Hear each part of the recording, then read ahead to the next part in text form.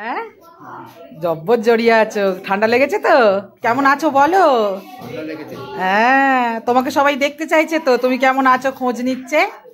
কেমন আছো ঠান্ডায়?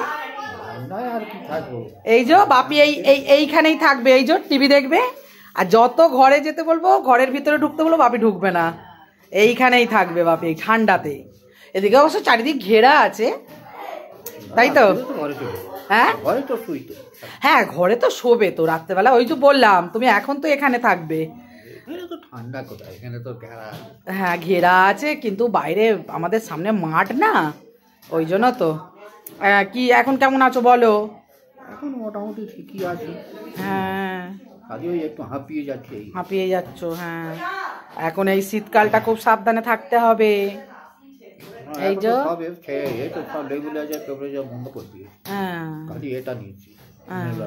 হ্যাঁ হাঁটা চলা করতে একটু অসুবিধা হচ্ছে। হাঁটা চলা করতে খেয়ে দিয়ে চলে যাচ্ছি দুপুরবেলা মাঠে, মাথায় মাথা করে নিচ্ছি। হ্যাঁ আস্তে আস্তে করে একটু হেঁটে নেবে। বেরোই না, ঠান্ডার জন্য বেরোই। হ্যাঁ খেয়ে দিয়ে ওখানটা গিয়ে আবার পালিয়ে এলো, খাওয়া দিচ্ছে হু হু করে, পালিয়ে এলো। ঠিক আছে, এখন অন্য কিছু নয়, পায়ে ব্যথা করছে। পায়ে ব্যথা এই ঠান্ডায় ব্যথা করছে না, বেশিক্ষণ হাঁটলে আর যেটা হয়তো হাঁটলুম সেটা অনেক হাঁটা ফেলছে, মনে হচ্ছে যেন 10 কিলোমিটার হেঁটে ফেলছি। ওই তো বলো না, তাই বলছে এই মেসোমশাই সেই মাকে দেখতে এসেছিল, হাঁপিয়ে হাঁপিয়ে এসেছিল।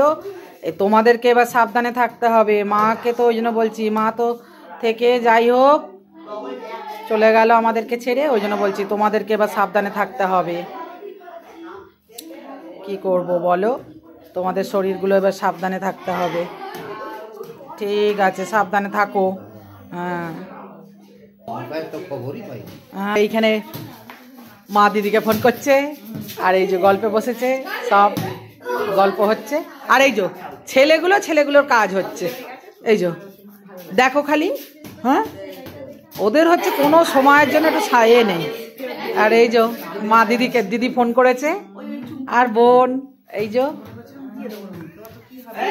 আমি ভিডিও করছি, মা এখন দিদির সঙ্গে গল্প করছে। আর এই যে বাচ্চা লোকগুলো তো একদম মানে কি আর বলবো, এই যে ঘরের মধ্যেই ঘরটাও মাঠ বানিয়ে রেখে দিয়েছে। হ্যাঁ খেলা হচ্ছে।